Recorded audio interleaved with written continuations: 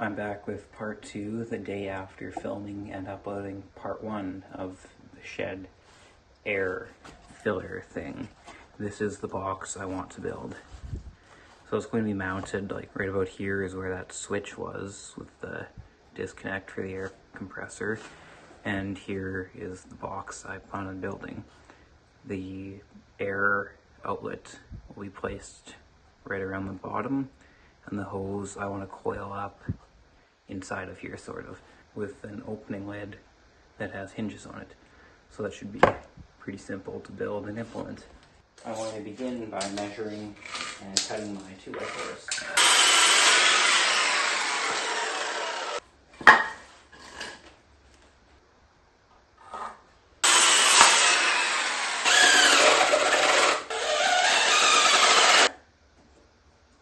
Here's what I decided to do for the mounting. I took 2 boards here and here that were from an old pallet I had, screwed them on, so I can screw through these into the shed to actually mount this. This gap here will give me the room to get the air hose into the box, and then I'll screw on the remaining front panels once it's mounted to the shed. Here's the board I'm going to use for the top cover. It's a chunk of something I ripped out of my house when I was doing the renovation. It will need a good painting because it's a finished 3/4 inch piece of plywood.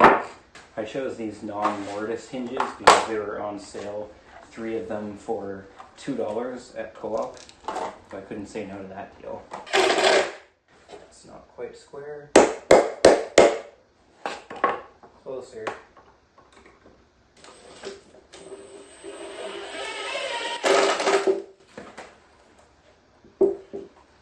Now it's kind of crushed, it doesn't open right. That's alright.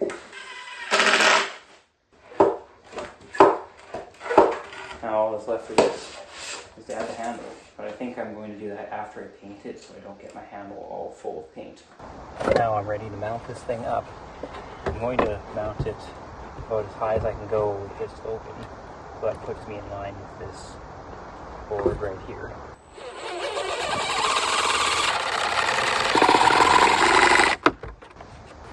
I pre-drilled these holes again just to prevent any potential splitting.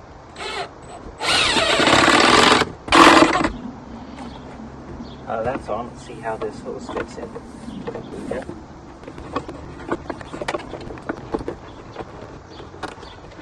There it is, all inside. Now I just need to do something with the sides and give it a paint. Here's how it ended up close. I just kind of shoved this in here. Now I want to fill these in so there's not big openings right here. So we'll see what I have for more thin boards to use.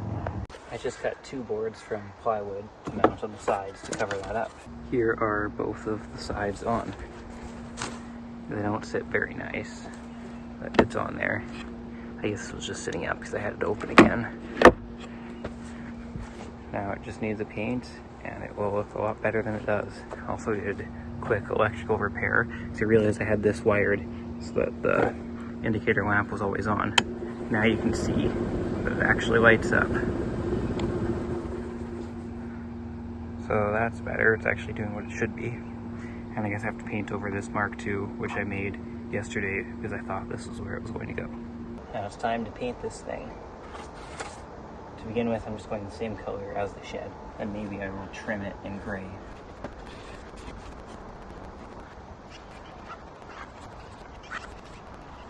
Here it is after 1 coat.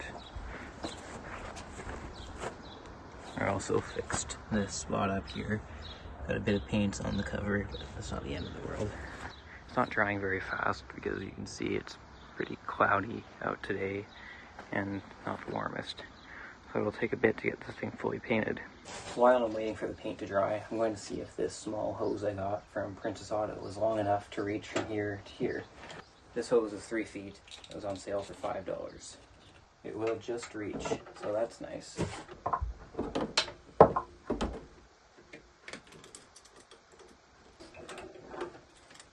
And there it is, the perfect length. Now it's fully painted. I ended up painting both sides this gray because when I repainted the trim on here and that side, I got some gray on it. So I figured it'd just paint the sides gray. Now I just need to put the handle on.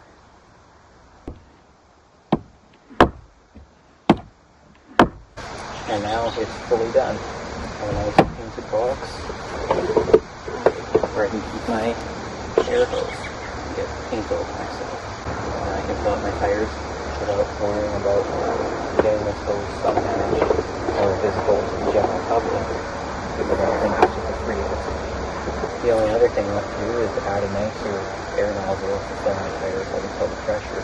But I'll just do that at some point when one's on sale.